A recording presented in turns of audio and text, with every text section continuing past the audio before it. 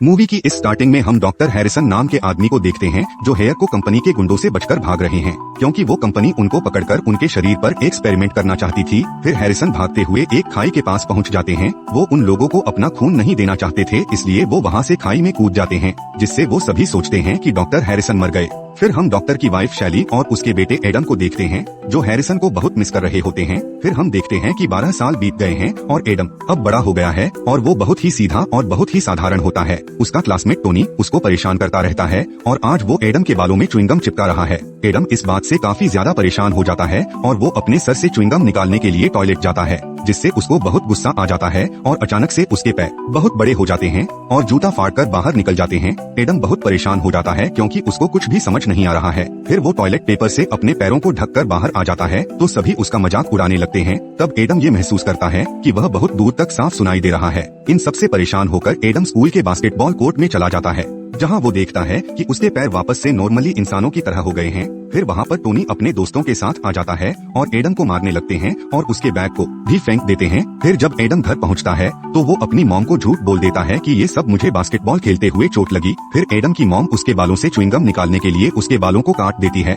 फिर जब एडम सुबह को उठता है तो देखता है कि उसके बाल वापस से पहले की तरह बड़े और घने हो गए हैं, जिससे एडम काफी ज्यादा परेशान होकर वापस अपने रूम में जाकर अपने बालों को फिर से काट लेता है। फिर वह अपने सिर पर एक हैट पहनकर नीचे आता है ताकि उसकी माँ को कुछ पता न चले, लेकिन उसकी माँ उसका हैट देखकर बहुत इमोशनल हो जाती है क्योंकि वो उसके डैड की हेट थी। फिर वो दोनों काफी सैड हो जाते हैं क्योंकि एडम के फादर डॉक्टर हैरिसन की डेथ काफी पहले हो चुकी थी। फिर एडम अपनी मॉम को वो हेट वापस करता है, लेकिन जब शैली देखती है कि उसकी बालों का तो बहुत बुरा हाल हो चुका है, तब वो उसको वापस से वो हेट पहना देती है। फिर हम हेयर को कंपनी को देखते हैं जिसका मालिक ईस्टमैन होता है और ये वही आदमी है जो डॉक्टर हैरिसन को पकड़ना चाहता था, क्योंकि इसकी कंपनी इंसानों के उड़े हुए बालों को नेचुरली उगाने में काम करती है, लेकिन वो आज तक भी ऐसा फार्मूला नहीं बना पाया जिससे वो इंसानों के बाल नेचुरली उगा सके। फिर ईस्टमैन अपने क्लाइंट्स को कंपनी के अंदर ले जाता है, जहाँ पर जाने से पहले उनके कैमरा और मोबाइल फोन ले लिए जाते हैं। फिर वो उनको डॉक्टर ब्लिंक से मिलवाता है जो उसकी कंपनी के सीनियर डॉक्टर होते हैं। उन्होंने जानवरों के डीएनए से फॉर्मूला बनाया है जो इंसानों में सर पर बाल उगा देगा और वो अपने इन्वेंशन का एक नमूना दिखाते हैं। एक इंसान को इंजेक्शन लगाकर उसके सिर पर जभी नए नए तरीके के बाल उग जाते हैं, लेकिन वे इन्वेंशन ज्यादा कामयाब नहीं होता और उस आदमी के बालों में आग लग जाती है। ये सब देखकर उसके क्लाइंट पूछने लगते हैं कि ये क्या हुआ, तो वो उनको बोलता है कि ये तो सिर्फ सैंपल है, हमारा फॉर्मूला कंप्लीट होने ही वाला है। फिर हम देखते हैं कि टोनी और उसके दोस्तों को प्रिंसिपल ने स्कूल से सस्पेंड कर दिया है क्योंकि उन्होंने एडम का बैग बास्केटबॉल में फेंक दिया था। फिर प्रिंसिपल उसको उसका बैग देते हैं और कहते हैं कि स्कूल में केप पहनना अलाउड नहीं है। फिर जब एडम अपनी केप उतारता है तो वह चौंक जाता है क्योंकि उसके बाल फिर से बड़े और घने हो गए हैं। फिर जब एडम स्कूल से वापस घर जा रहा होता है तो टोनी और उसके दोस्त फिर से उसके पीछे आ जाते हैं और उसको परेशान करने लगते हैं। फिर वो एडम की हेट ले लेते हैं और उसको फाड़ने लगते हैं, जिससे एडम को बहुत गुस्सा आ जाता है क्योंकि वो उसके डैड की केप थी। फिर वो टोनी को नीचे गिराकर वहाँ से भाग जाता है और अपने घर चला जाता है, लेकिन टोनी और उसके दोस्त उसके घर के बाहर आ जाते हैं और उसके घर की खिड़की का शीशा तोड़ देते हैं, जिससे एडम को अपने घर में एक सीक्रेट जगह दिखाई देती है। एडम उसके अंदर देखता है तो उसे उसके अंदर बहुत सारे लेटर दिखाई देते हैं जो उसके डैड के द्वारा भेजे गए थे, जो अभी कुछ ही दिन पुराने थे। फिर जब एडम की मॉम घर आती है तो एडम गुस्से से उनको पूछता है, मुझसे झूठ क्यों बोला कि मेरे डैड मर गए हैं? तो शैली उसको बताती है कि तुम्हारे डैड अभी जिंदा है, लेकिन वह इस हालत में नहीं कि वह हमारे साथ रह सके, इसीलिए तुम्हें मुझ पर विश्वास करना होगा। लेकिन एडम उनसे गुस्सा होकर वहाँ से चला जाता है और कहता है, आपने मुझसे पूरी जिंदगी झूठ बोला। एडम उदास होकर अपने डैड के बारे में सोचने लगता है और लेटर पर लिखे हुए एड्रेस पर जाने के लिए सोचता है कि मैं अपने डैड के पास जाकर खुद ही उनसे पूछूंगा। एडम अपनी खिड़की से भाग जाता है और सड़क पर जाकर गाड़ियों से लिफ्ट मांगने लगता है। तभी एक ट्रक वाला वहाँ आकर रुकता है और उसको अपने साथ बैठा लेता है। एडम उसको कहता है कि मुझे अपने घर जाना है, तो ट्रक ड्राइवर उसको अपने साथ लेकर आगे बढ़ जाता है। सुबह होते होते वो उस जगह पर पहुंच जाते हैं, लेकिन वहाँ पर कोई भी घर नहीं होता, चारों तरफ जंगल ही जंगल होता है। जब ड्राइवर उसको कहता है कि यहाँ तुम्हारा घर कैसे हो सकता है, ये तो जंगल है, तो एडम उसको झूठ बोल देता है कि मेरा घर यहाँ से थोड़ी ही दूर है, मैं पैदल चला जाऊंगा। फिर ट्रक ड्राइवर उसको छोड़कर चला जाता है। वही हम देखते हैं कि एडम की मोम उसके कमरे में जाकर देखती है कि एडम वहाँ पर नहीं है, जिससे वो परेशान होकर घर से निकल जाती है क्योंकि वो समझ गई कि एडम अपने डैड को ढूंढने निकला है। वही फिर एडम जंगल में अपने डैड को ढूंढने लग जाता है। फिर एक पहाड़ पर चढ़ने के बाद उसे एक जंगली जानवर के गुर्राने की आवाज आती है, जिससे वह काफी डर जाता है और वहाँ से भागने लगता है। लेकिन तभी भागते भागते उसके पैर में जंगली जानवरों को पकड़ने के लिए लगा ट्रैप उसके पैर पर लग जाता है, जिससे वह सड़क पर जाकर गिरता है। तभी एक ट्रक तेजी से एडम की तरफ बढ़ रहा होता है। उसका ड्राइवर का ध्यान रोड पर नहीं होता, लेकिन जैसे ही उसकी नजर एडम की तरफ बढ़ती है तभी एक वनमानुष जैसा दिखने वाला उसको उठाकर वहाँ से बहुत तेज ले जाता है।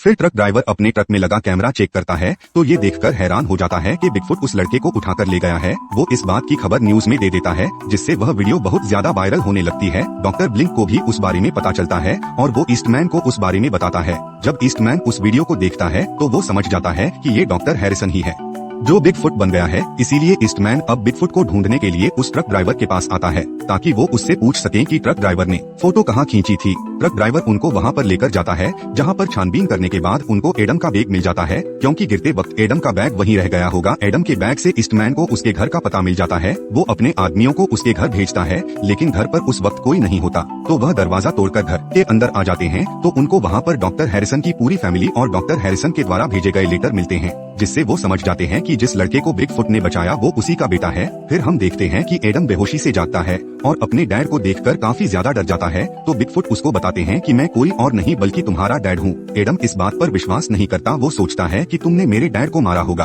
फिर वो उसको उसकी तस्वीरें दिखाते हैं और बताते हैं कि मैं तुम दोनों को छोड़कर इसलिए यहाँ आ गया क्योंकि मैं बिगफुट में बदल गया था, क्योंकि इसी में तुम्हारी भलाई थी, क्योंकि ईस्टमैन की एक कंपनी है जो मुझे ढूंढ रही है, जो मेरे ब्लड से एक एक्सपेरिमेंट करना चाहते हैं। फिर हम देखते हैं कि ईस्टमैन के लोग एडम की मॉम को किडनैप कर लेते हैं ताकि वो उनके जरिए डॉक्टर हैरिसन तक पहुंच सकें। वहीं एडम अपने डैड से पूछता है क्या मैं भी आपकी तरह बन जाऊंगा, क्योंकि मेरे भी पैर आपकी तरह बड़े हो जाते हैं। तो उसके डैड कहते हैं कि बिगफुट बनना इतना बुरा नहीं है, क्योंकि इससे तुम्हारे पास बहुत सारी पावर्स आ जाएगी, लेकिन तुम मेरी तरह नहीं हो क्योंकि तुम्हारे शरीर पर लंबे लंबे बाल नहीं है। और वो उसको बताते हैं कि जब तुम सड़क पर गिरे थे तो तुम्हारी टांग में फ्रैक्चर हो गया था, जिसे मैंने अपनी शक्ति से ठीक कर दिया। एडम भी बहुत खुश होता है क्योंकि उसके डैड के पास सुपर पावर है। उसके डैड उसको अपने साथ जंगल की सैर करवाने ले जाते हैं, जहाँ पर वो एडम को उसकी पावर्स कंट्रोल करना सिखाते हैं, जिस वजह से अब एडम दूर तक सुन सकता है। और वो उसको बताते हैं कि तुम्हारे पैर बड़े होने की वजह से तुम बहुत तेज दौड़ सकते हो, जिससे एडम बहुत तेज दौड़ने लग जाता है। फिर उसके डैड उसको बताते हैं कि तुम्हारे पास एक और पावर है जिसके बारे में तुम भी नहीं जानते और जिससे तुम जानवरों से बात कर सकते हो। फिर एडम के डैड उसको बताते हैं कि तुम्हें एनिमल की बात को स्लो मोशन में सुनना होगा।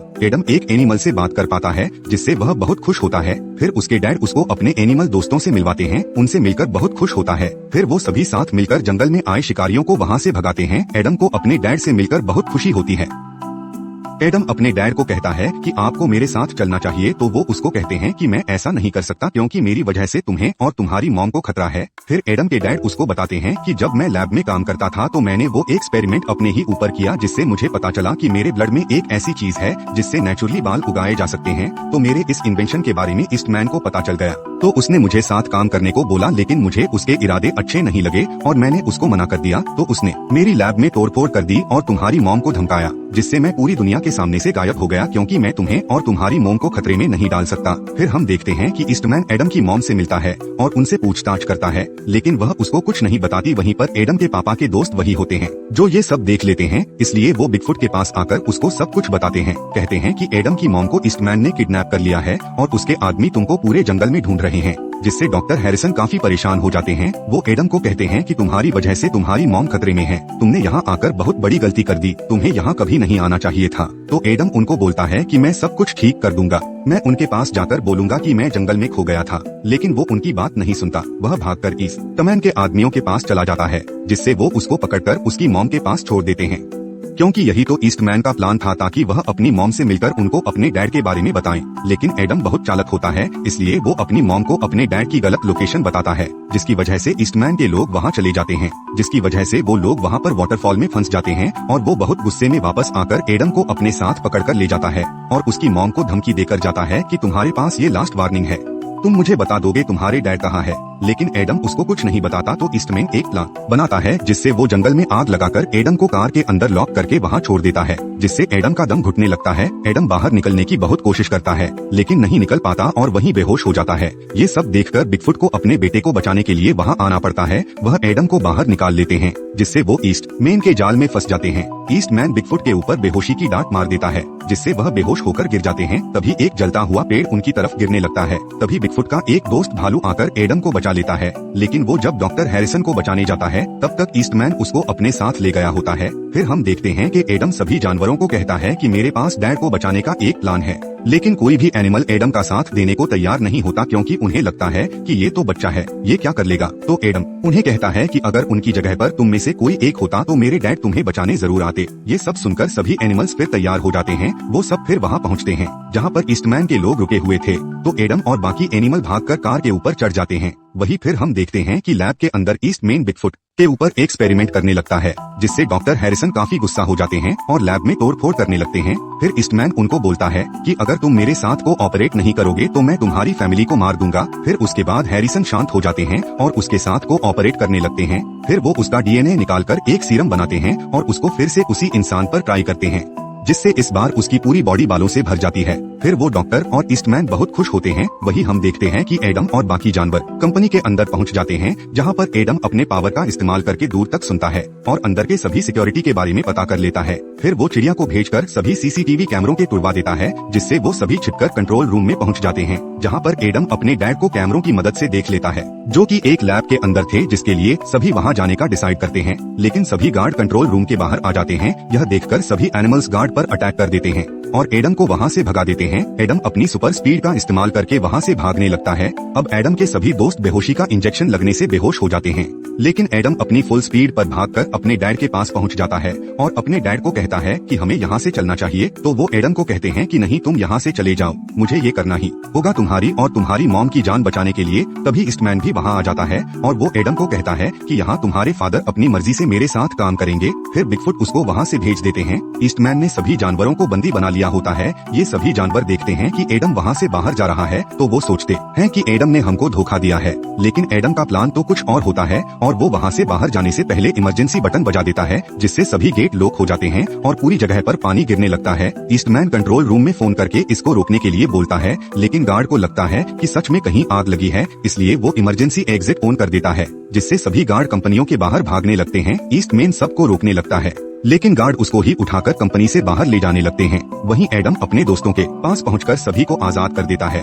एडम अपने डैड के पास जाता है और उनको कहता है कि आपको मेरे साथ चलना ही होगा, लेकिन हैरिसन फिर भी उसको मना करते हैं। तो एडम उनको धमकी देता है कि अगर आप मेरे साथ नहीं चले तो मैं ईस्टमैन को बता दूंगा कि मैं भी आपकी तरह एक बिगफुट हूँ।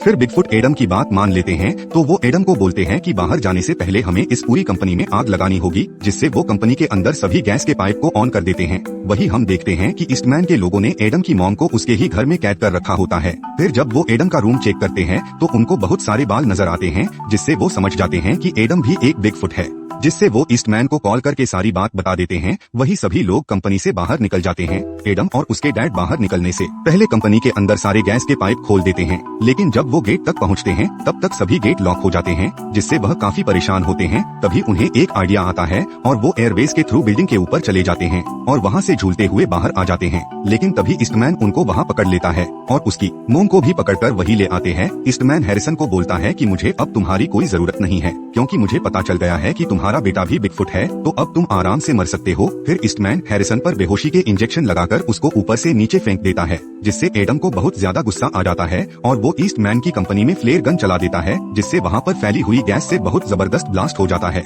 और पूरी कंपनी बर्बाद हो जाती है। ईस्टमैन भी ब्रिज से नीचे गिर जाता है। फिर एडम अपने डैड को ढूंढते हुए उनके पास पहुँच जाता है। एडम अपने डैड को देखता है, जिनकी हालत बहुत ज्यादा खराब थी, जिससे एडम बहुत ज्यादा उदास हो जाता है। तभी एडम को अपने पिता की बात याद आती है, जब उन्होंने उसको बताया था कि हम जख्म को ठीक कर सकते हैं। तो एडम अपने डैड के ऊपर हाथ रख के अपनी हीलिंग पावर से उनको ठीक करने लगता है। सभी एनिमल देखकर बहुत हैरान हो जाते हैं। तभी एडम के डैड की आंख खुल जाती है, जिससे वो सभी बहुत खुश होती है। तभी वहाँ पर ईस्टमैन आ जाता है, गन लेकर वो उनको शूट करने लगता है। तभी एडम की मोम वहाँ आकर ईस्टमैन के बम पर एक बेहोशी का इंजेक्शन लगा देती है, जिससे वह बेहोश होकर गिर जाता है, जिससे उसकी विग भी निकल जाती है और हमें पता चलता है कि वो खुद ही गंजा है। वही हम देखते हैं डॉक्टर हैरिसन उनके सभी दोस्त एडम के साथ उसके घर में रहते हैं, जिससे वो सभी बहुत खुश रहते हैं। फिर हम देखते हैं कि न्यूज़ में ईस्टमैन को जेल में डाल दिया गया है, क्योंकि उसकी कंपनी इलीगल एक्सपेरिमेंट करती थी। एडम अपने स्कूल के लिए निकल जाता है, जहां वापस से टोनी और उसके दोस्त उसको परेशान करने आते हैं। तो एडम अपने सभी एनिमल दोस्तों को वहां पर बुला लेता है।